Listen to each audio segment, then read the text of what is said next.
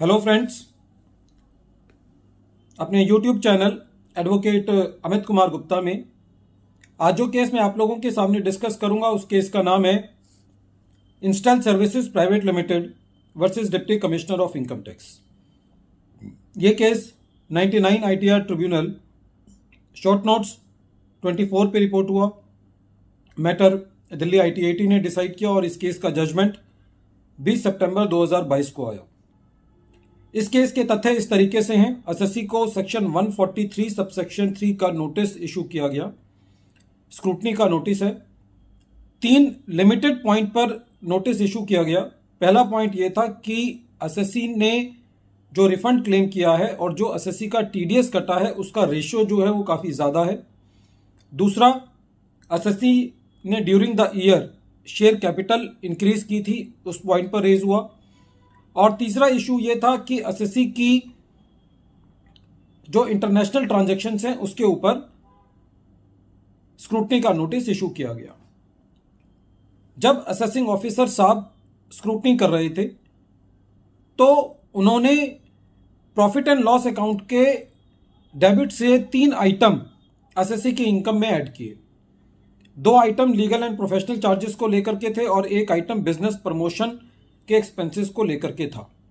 हालांकि एसएससी ने during the assessment proceedings इन तीनों पॉइंट्स पर अपनी प्रॉपर एक्सप्लेनेशन और एविडेंसेस को सबमिट किया, लेकिन असेसिंग ऑफिसर साहब इस बात से कन्विंस नहीं थे और उन्होंने लीगल एंड प्रोफेशनल चार्जेस का और बिजनेस प्रमोशन एक्सपेंसेस का एडिशन कर दिया।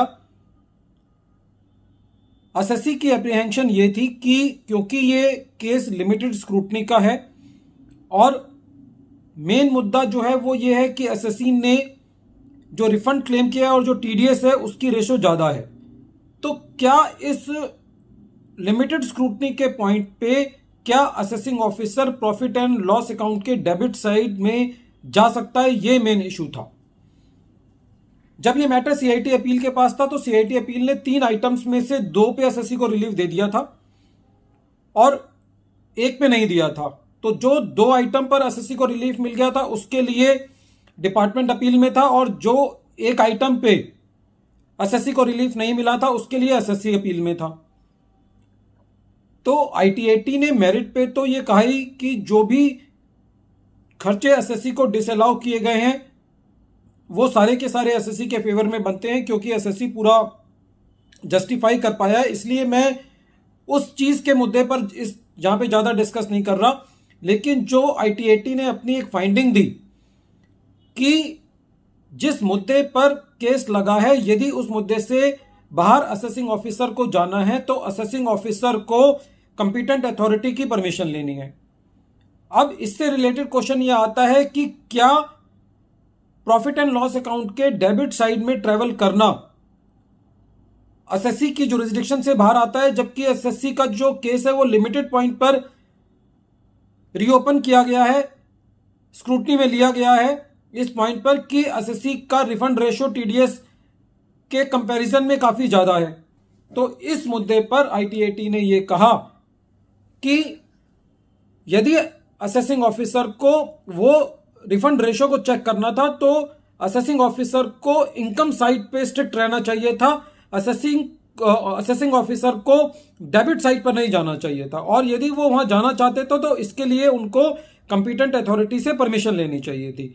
तो लिमिटेड स्क्रूटनी का जो कंसेप्ट लाया गया वो इसलिए लाया गया कि जिस मुद्दे पर केस एसएससी का स्क्रूटनी में आया है, खाली वही मुद्दा आप अपनी स्क्रूटनी में देख सकते हैं, उससे बाहर नहीं देख सकते। यदि फिर भी असेसिंग ऑफिसर को ऐसा लगता है कि वहां पे जाना है तो उसके लिए पूरा प्रोसीजर है, वो उस प्रोसीजर को फॉलो करें और जाए। तो इस केस के अंदर जो एसएससी था उसने सारे एक्सपेंसेस के हालांकि सब डॉक्यूमेंटेशन दिए थे, उस मुद्दे पे तो एसएससी अपने केस को निकाल के ला पाया ही।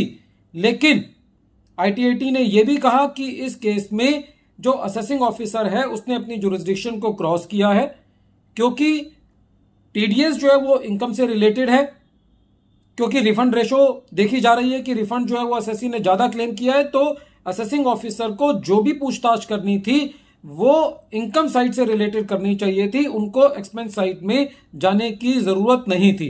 तो फ्रेंड्स, ये केस बहुत इंपॉर्टेंट है जब कभी भी हमारी एडिशंस कोई ऐसी हुई हैं जहां पे हमारा केस जो है वो स्क्रूटनी में आया है लिमिटेड पॉइंट पे, तो आप ये जरूर देख लें कि जिस मुद्दे पर एडिशन हुई है क्या वो उस लिमिटेड पॉइंट से रिलेटेड है भी या नहीं है। वीडियो के अंत में एक बार फिर मैं केस का नाम रिपीट कर रहा हूं। केस का नाम है install services private limited versus deputy commissioner of income tax. Thank you friends.